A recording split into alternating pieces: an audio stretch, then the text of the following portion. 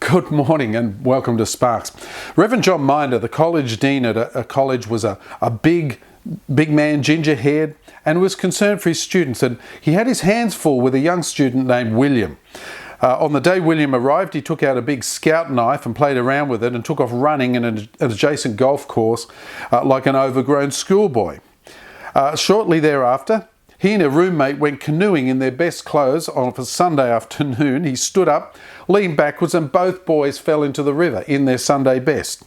William wrestled under the beds, knocked down bullies, wore bright bow ties, and charmed the girls. They all thought he was wonderful.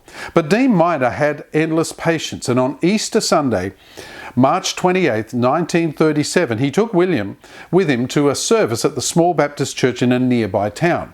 Now, Minder was to fill in for the church's part-time pastor, who doubled, believe it or not, as an interior decorator. But Minder had no intention of preaching that night. On the way to the service, he said to William, "You're preaching tonight." "Oh, no, sir," said the horrified young man. "I've never preached before." "Well," he said, "you're preaching tonight. When you run out, I'll take over." So that's how it happened. Young William had to get up. He'd been secretly practicing 3 or 4 sermons, so he kind of had a little bit of knowledge, but he had to get up and preach in this little Baptist church. And he frantically tried to remember the sermons. He didn't bring them with him. He had to remember from heart. So the men arrived at the small clapboard church, and they're all hunters, ranchers, families went inside for worship. There was about 25 to 30 people there.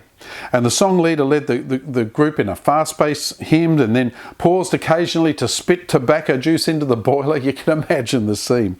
And when it came time for the sermon, William rose up, looked at the crowd, grew so nervous that his knees started to knock and his face glistened with perspiration.